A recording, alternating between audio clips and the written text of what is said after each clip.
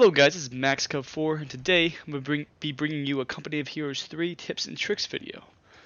Alright, starting right off, we're going to be playing as the deck. I'm going to show you some tricks. Alright, so when you build your first building, most people just build it kind of wherever. One tip I would say for y'all is try to build it closer to the front lines. So this is good for two reasons. So go ahead and get it built right now. So it's very important. Well, 1v1 is not as important in team games like this one, but in the event that the enemy happens to make a big push and they push up to your point, and you don't want to be out of action, you can simply have your units fighting right here. You could be fighting up here, engaging the enemy over here, but they're also in radius to reinforce.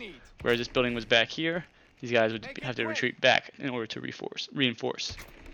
So it's a cool little thing. Make sure you guys build your buildings a little bit closer. Usually you don't have to do it with both, I mean all of them, but you want to do it with at least one. Also, another cool thing to keep in mind is you don't want to block your machine guns. Like this one's only partially blocking this machine gun.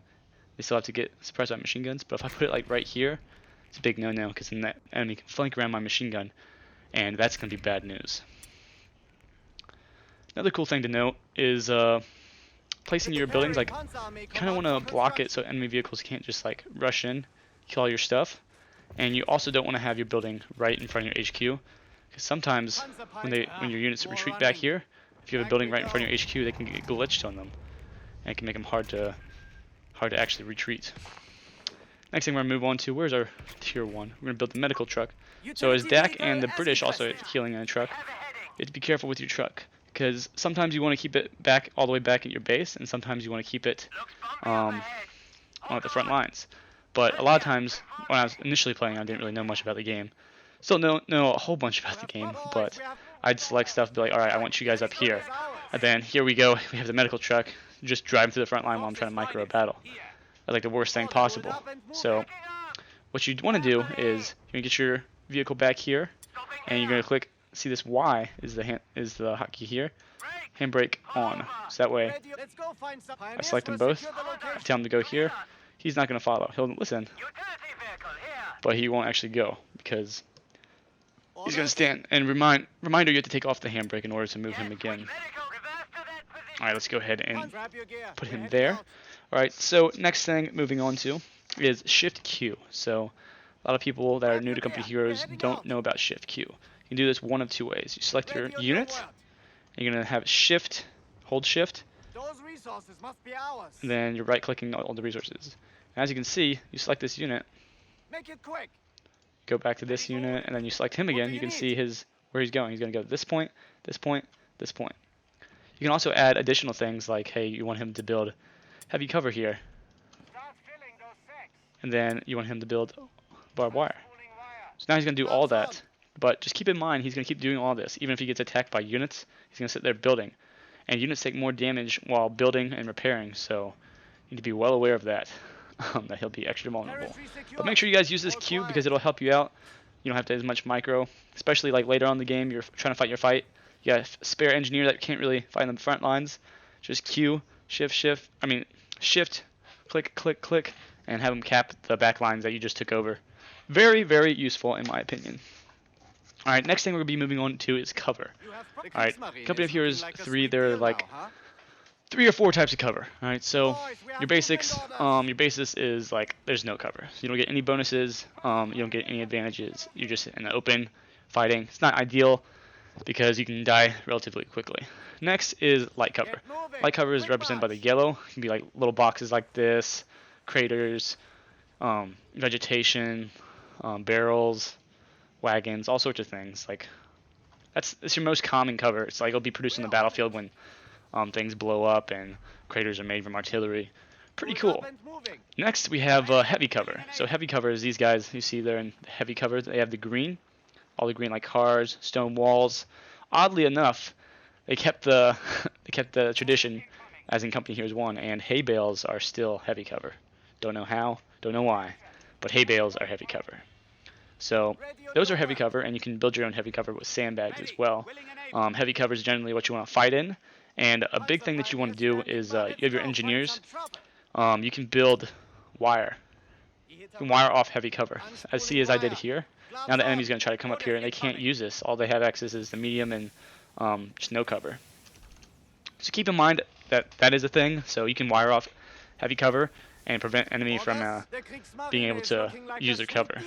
Little things can happen like this where you guys get trapped in here though, so make sure you're aware of which side they're on when they're building, because they can not always the best at planning their operations. Alright, the next type of cover is going to be your building cover. This is very similar to green cover.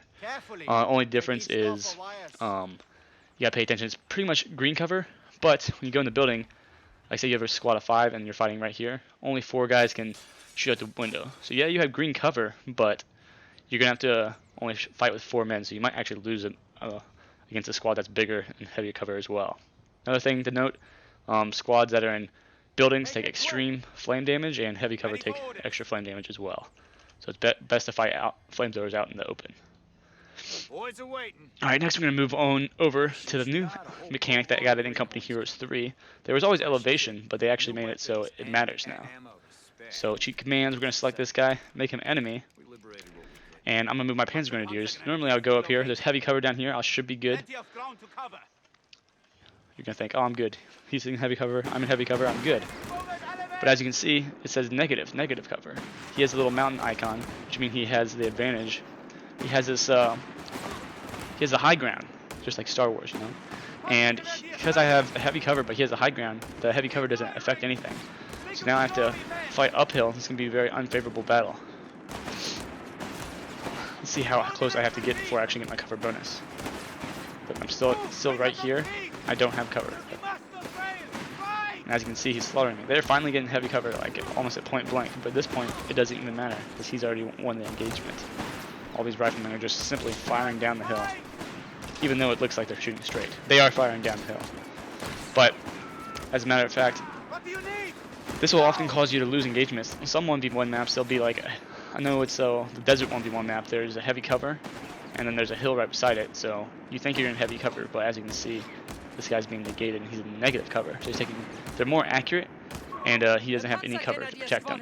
So very interesting thing to note. So just be aware of that, because that can make or break what happens in engagements. Alright, so next thing is cover and flanking. So cover, once again, he has heavy cover, but from this direction he will not have heavy cover. So let's say he gets attacked from this direction. Let's see, let's go to let's make a rifleman squad. Oh, wrong. Alright, so even though that it says I'm green cover, I'm not actually getting the bonuses from the green cover, because my guys are actually being flanked, and he says he's in green cover too, but he's only getting green cover from over here. So neither of us are actually getting our cover advantages. However, if I move back behind this car here, then I'll actually have the green cover, and I'll have the advantage. So these guys are actually going to be in cover versus these guys who are right now out in the open. So just keep that in mind, because you can flank heavy cover, and that's why flanking is so important in Company Heroes. Because if you just sit behind engaging light cover versus heavy cover, you're going to lose that engagement, and it's not going to go well for you. That's for sure. Alright, let's go ahead and delete these guys. We should kill them. Alright. Alright, so moving on. Make sure you guys build that wire with your engineers, because I know Wehrmacht especially has grenadiers that can build this heavy wire, and you can actually wire off large amounts of the map. Also makes it much easier to do what I next want to talk about. So mines.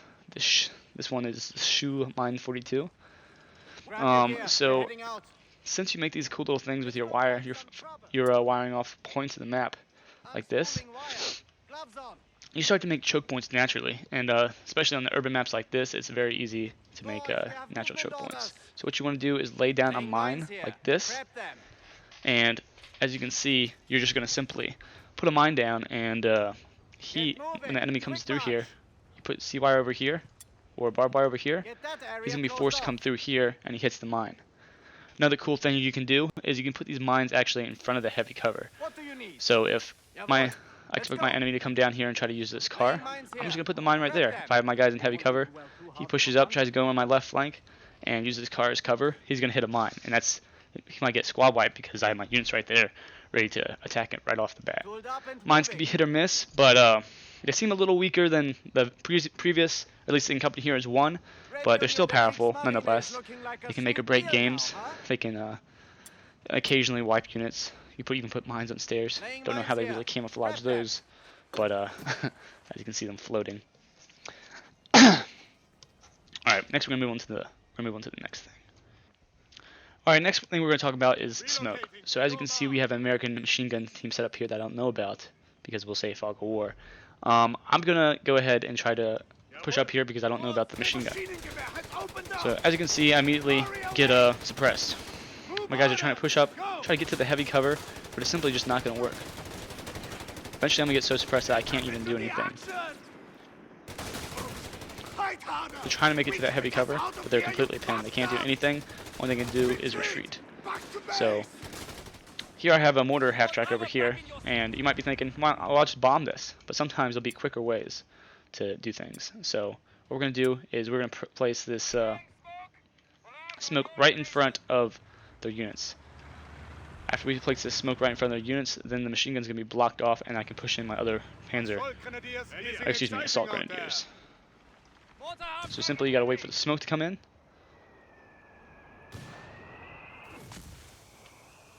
I usually like to wait at least 1 or 2.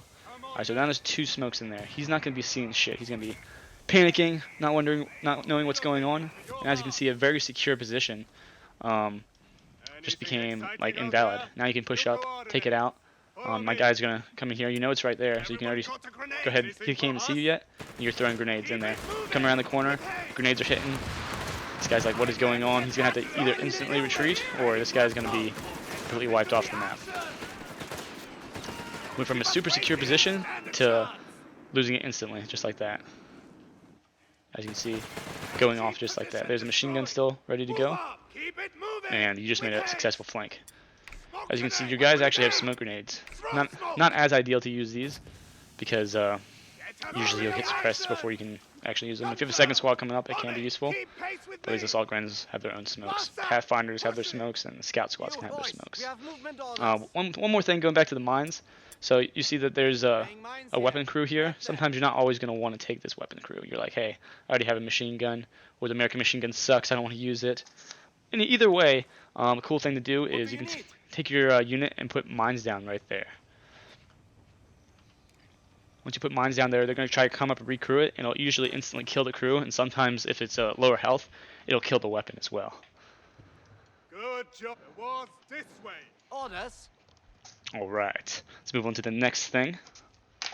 Alright, so moving on to the next thing. So oftentimes you'll come across, like, once again, a weapon crew that's been decrewed. This 57mm has been decrewed, but I don't know how long I'm going to be in control of this area, because I just pushed him back. Sooner or later he's probably going to push me back, and I don't want him to get this back. So what a lot of people do is they just attack ground. The problem with this is it will miss a lot more often than if you use attack move. So what you want to do is the attack move, put it on the weapon system itself. You attack move in it, and as you can see, it's actually starting to take some increased damage. Be even more accurate the closer you are, but as you can see, it's only 3 shots. It's going to take out this AT gun, and now I don't have to worry about that. See if we can do it on here as well. I already have a mine down there, so I might set off the mine initially.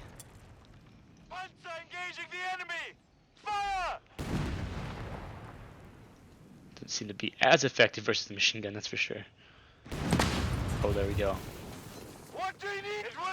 So as you can see, the mines immediately took out the weapon system. Now nobody can recrew that weapon system. So the mines themselves probably were enough, so if they tried to recrew it. Mines might not have been enough for an AT gun, but they certainly would have worked on this here machine gun. Alright, the last thing I want to talk about is controls, like control groups. Alright, so as you can see, all my guys are in the bottom of my screen. If I click Control 1 with my machine gun, as you can see, he has a 1 above him now.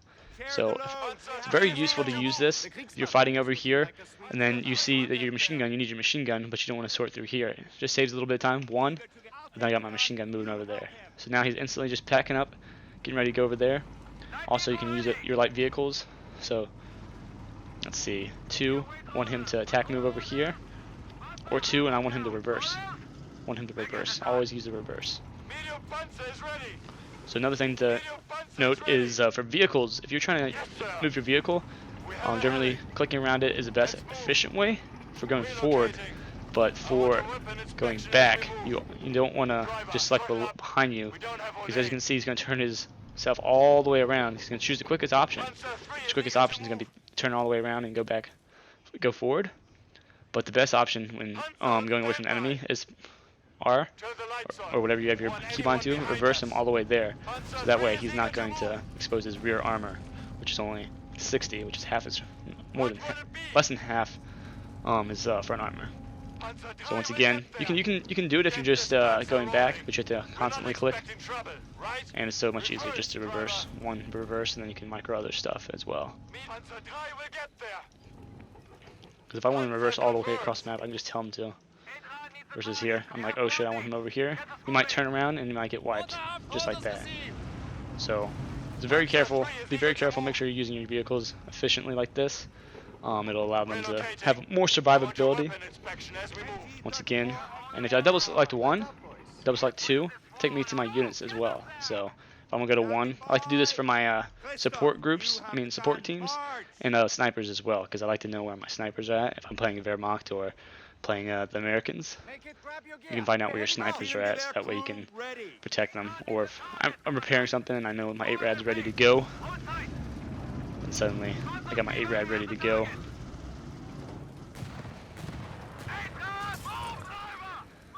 Alright, so overall this is the generics of everything that you need to know to be competitive. What I recommend is you play an AI, play all the AI levels. Once you beat all the AI levels, then start moving on to fighting people on PvP and multiplayer.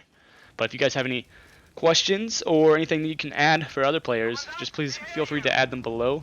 And if you'd like to see more guides and more Company Heroes 3 replays and gameplay, make sure you like and subscribe. And I will see y'all later.